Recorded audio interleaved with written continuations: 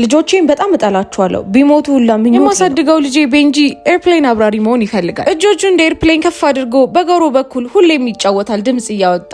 በህክምና ሌላ ልጅ አረገዝኩኝ። አልትራሳውንዱንም ቤንጂ ሲመለከት ቆሞ አፍጦ አየኝ። እንደ ድሮ እናቴ ትሆኛለሽ አለኝ። እኔም ቃል ገባሁለት። አሊያም ተወለደች። ቤንጂ ምርጥ ታላቅ ወንድም ሆነላት። እሷን መመገብ ማሳቅ ሆነ ስራ። ነገር ግን አሊያት 4 ዓመት ሞላት። ሁሉም ነገር ተቀየረ። አንድ ቀን ከኪችን ውስጥ እቃ ሲሰበር ሰማሁ። እየሮጥኩኝም ወደ እሷ ሴት ቤንጂ ነው ኤርፕሌን እያለ ሲጫወት በጓሮ በኩል ተወርውሮ የተሰበረው አለችኝ። አንድ ቀን ግን የኔን ሜካፕ እቃ ተጠቅማ እጇ ላይ ቁስል ስትስል አገኘኋት። ለምን ብዬ ስጠይቃት ቤንጂ መታኝ ብዬ ለጎረቤቶቼ ላሳይ ነው አለችኝ። እናም ይሄ ጨዋታ እንደሆነ ነው የምታስበው። ነገሩ ቢያስፈራኝም ምን ማድረግ እንዳለብኝ አላቅም። አንድ ቀን ቤንጂ ወደ እኔ እያለቀሰ መጣ። አሊያት ለጓደኞቼ ድመት ገደለ ብላ ተናገረች። እናቴ አላደረኩትም አለኝ። በሌላኛውም ቀን ወደ እኔ መጥቶ እናቴ አሊያት አትወደኝም፣ እስር ቤት ልታስገባኝ ነው፣ የሆነ ነገር አድርጌ እስር ቤት አስገባሃለሁ አለችኝ አለኝ። ቤንጂ አሁን በጣም አድጓል፣ ቁመቱም ጨምሯል፣ እንደ ድሮ አይደለም። እኔ እንደምጠብቀው ነገርኩት። ለሷም ቢሆን ድጋሜ አንድ ነገር ብታደርግ ቅጣት እንደምቀጣት ነገርኳት። ከ2 ወር በኋላ የቤንጂ ልደት ነበር። እኔም ለመጀመሪያ ጊዜ የበረራ ትምህርቱ እንዲከታተል ትኬት ገዛውለት። እሱም ተመኝቶ ሻማው ሊያጠፋ ሲል በራችን ተንኳኳ። በሩም ሲከፈት አንድ ሴትና አንድ ፖሊስ ነበሩ። ሪፖርት ደርሶን ነው በምታሳድጊው ልጅና በሴት ልጅሽ መካከል ጥሩ ያልሆነ ግንኙነት እንዳለ አውቀናል አሉኝ። እሱም ብድግ ብሎ ምንም አላደረኩም አለ።